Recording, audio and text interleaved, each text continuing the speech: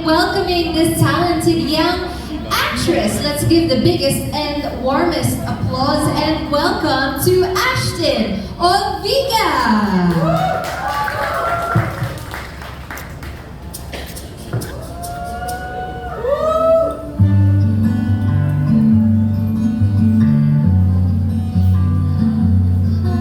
Thank you so much po. Alright. Alam nyo kung hindi nyo nalalaman, particularly, I'm sure mga fans ni Ashton knows, si Ashton has been with us since 2016. Talagang Viva, homegrown talaga si Ash. Kasama ko yan sa mga P-pop girls before.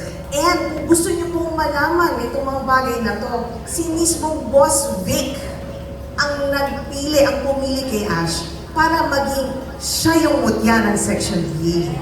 Ayan. So, para malaman dito. Yes, and of course, because we're with Viva Beauty, na-decide na namin na bigyan ng pagkakataon na maging businesswoman naman si Ashton. So, ginawa namin lahat ng mga bagay na pinagpilian namin siya ng mga scents, at saka pinagpili namin sa kanya yung logo. Siya mismo ang kasama doon. Siya yung mismong namili ng logo, pati yung bottles. Kaya talagang yung mismong perfume na lalabas po natin ngayon, Ash na Ash po yan. So we'd like to welcome all of you in we were asking you guys to congratulate her for being able to come up with this new venture as being a businesswoman na Ash din naman. Thank you so much po. Thank you. Thank you, Miss Sydney. Of course, a lot of things to congratulate Ashton for because this we can call your investment talaga, di ba, when it comes to the business world. Alright, so now we will jump into the Q&A. Meron tayong listahan of press who will be asking Ashton, of course, about Ash. Simulan po natin from ABS-CBN. We have Miss Ana Cerezo. Hi, process po, hindi naman po ako ganun nahirapan sa process kasi tinulungan po talaga ako nila Miss Sydney, ng Viva Beauty, nila Boss Vernon, ganyan. And yung sa perfume, mas gusto ko pong yung yung scent niya is fresh na, parang, and perfect, pinili ko po siya, like perfect po siya, pwede po siya sa pambabae, panlalaki din po. So, ma-open din doon sa business world, at the same time, may guidance din po nila. Para naman itong early birthday present. Uy, pwede! Thank you, Ashton. Congratulations! Thank you po. Alright, great question. Congratulations, Ash. Ash, gaano ka ka-hands-on sa project na ito? Hands-on, gaano ka ka-hands-on sa pag-formulate itong perfume na ito? Siguro masasabi ko na bigay ko po yung 80% ko po dito. And ayun po, hindi rin po ako ganun nahirapan kasi parang katulad po na sabi ko kanina, ginayad din po talaga ako nila Miss Sydney. Present po nila sa akin yung mga fragrances, nag-present din po sila ng logos. And ayun, sobrang thankful ko lang din po talaga sa kanila kasi if na-try ko to gawin mag-isa, sobrang alam kong may hirapan po at hindi ko po siya magagawa talaga on my own. Kaya sobrang thankful din po ako sa Viva. Okay, last question. Anong karakteristik ng pabago na pwede mong ihambing sa Ash, sa personality mo, Ash? Oo, siguro, ayun, tulad na sabi ko kanina, yung pagiging, medyo po kasi siya parang since pwede po siya sa pambabae at pandalaki, masasabi ko yung characteristic niya, pwede siyang, pag display mo siya, pwede, you'll feel confident and fresh. Thank you and congratulations. Thank you po. Alright, maraming Describe yung scent mismo. Parang, how would you describe it? Sweet, Yes, sweet. May touch din siya ng vanilla scent. And ayun, parang make sure ko din po talaga na pwede rin siya sa panlalaki. And kasi minsan may mood ako na yung parang gusto ko, maangas ako. Kaya yun din yung pinili ko. At the same time, may pagka-sweet pa din siya. And congratulations sunod-sunod yung success ng projects and yung mga ginagawa mo. So with that comes yung earnings, no? So paano mo yung na-handle ngayon na may business mo rin to? So yung mga income ko po, mas pinipili ko po ngayon mag-ipon. Kasi before, may mga, syempre before mag-start po yung Mutya, meron po akong mga projects din, and may mga income. Pero hindi pa po ako nun ganun marunong mag-handle ng money. Tapos na-realize ko, hala, nasa na siya? Wala na. So ngayon parang natuto po ako mag-divide po ng income ko and para sa pero din po ako magagamit sa future. Thank you. Thank you po. Okay, Tancon from Stars Photo. Hi Ashtin. Hello po. So congratulations. Nakakatawa na nasubaybayan namin yung career mo sa mga horror film na ginawa mo before. Pero ngayon mas kilala ka na because of the Mutya ng Section E. Go by title ko yung Mutya, di ba? Salamat po. Did you imagine yourself na after na ibigay sa iyo yung break ng Mutya ng Section E, mararating mo yung ganitong success? That you have your own fans club, may sarili ka ng pabango, di ba? Actually, hindi po talaga. Like, sobrang lahat po na nangyayari ngayon. Ang masasabi ko, hindi pa rin po talaga ako makapaniwala. Kasi yung fact po na nagka-work po ako na nagkaroon po ng mutya, sobrang okay na po ako doon. Sobrang laking blessing na po nun sa akin. And sobrang bonus po na kinagat po at minahal po kami ng tao. And ngayon, sobrang thankful din po talaga ako. Sobrang thankful po talaga ako kay Boss G kasi alam ko po, una po talaga, siya po talagang naniwala sa akin. And I'm sure hindi ko po makukuha po ito lahat kung hindi po siya naniwala sa akin. Ashley, ano na yung nagbago sa'yo after nitong Mutya ng Section E? Bukod sa dumami yung followers mo, 2 million, di ba? Di ba parang, aside from that, ano pa yung nabago in your career, in your life?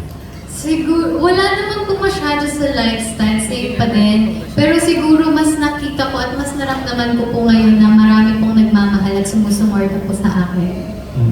Nag-MRT pa rin ba daw? Yes, syempre. Minsan kasi mas madali mag-MRT, di ba po?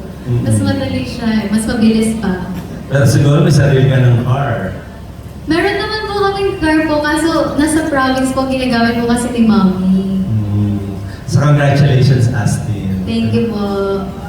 Thank you. Thank you, baby. Akala ko may sariling karo dun sa ano ba tawag? Sa Social. May sariling Okay, next up from Manila Times, Tessa Mauricio. Thank you. Sorry po, magkakaroon po kami ng mall shows. This May 24 and 25. Yes. It's coming at a perfect time, I think, when mainit, parang it got really hot again, no? And medyo people perspire a lot. But a lot of people kasi ayaw nila to put on scents kasi daw it kind of mixes, when it's hot, it kind of mixes with their own scent and all that. But anong masasabi mo? Is this perfect for the weather? Maganda ba siyang gamitin? Yes, kahit it's- pinagpapawisan ka? Yes, since yung scent niya po very fresh lang, so hindi po siya ganun katapang. Perfect po dito. So, naamoy also for men. Yes, Diba? yes, yes. Thank you. Alright. Thank you, Ash. Congratulations. Sa mga scents and gano'n ka-importante yung smelling good pagdating sa, alam mo na, sa beauty, sa Yes, skincare. opo. Mahilig po ako mag-perfume talaga kasi parang ibang level yung saya kapag sinabihan ka, ang bango mo. Di ba po, lalo na dito as a commuter, syempre kailangan pagdating natin sa work, dapat fresh pa din.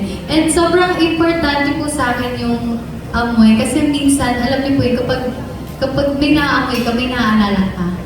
So parang ganun yung gusto ko mangyari dito na kapag spray nila, pwedeng maalala nila ako or feeling nila kasama nila ako. Yan po. Gusto ko ma-feel nila na they'll feel confident po after spraying the perfume. Lastly na lang, Kasi di kanina, siguro soon, pero for now, mag-focus po muna rin ako sa perfume. okay, salamat.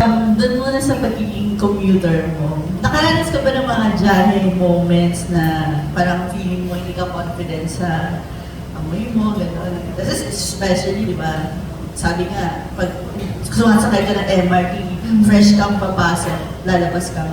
Sa MRT siguro safe pa ako, pero yung pinaka-jammy kapag nagmo-motor ko, yun yung... Nagmamotor ka rin. Ay, opo. Hindi kasi yung kapag, kasi di ba pag nagmo-motor ka, minsan babad ka sa araw, kasi kahit parang yun yung amoy mo. So parang, kaya pag nagmamotor ko ako, make sure ko po, yun yung ginagawa ko pag pauwi na, parang pwede nang makaligo after, yun po. Speaking of beauty products, ngayon sabi mo nagiging wiser ka na, no? dati ba meron ka bang siniset na limit ng na willing ka to spend para sa beauty products? Ayun po, before, wala nga po. Parang kapag nag-earn ko po, kasi kapag nag-earn po ako ng money, ako lang po yung nag-handle, hindi po ako pinapakalaman po ni Mami. So, minsan, nabibili ko po kung ano lang po yung gusto ko. Tapos kapag may kailangan na ako, wala na. And doon ko po na-realize na, kailangan ko talagang mag-isip and yung spend ko yung money ko wisely this time. Lalo na kapag may mga income po na medyo malaki na po yung bigay. So ngayon, ano na lang yung mga essentials na inuuna mo talagang bilhin when it comes to beauty products?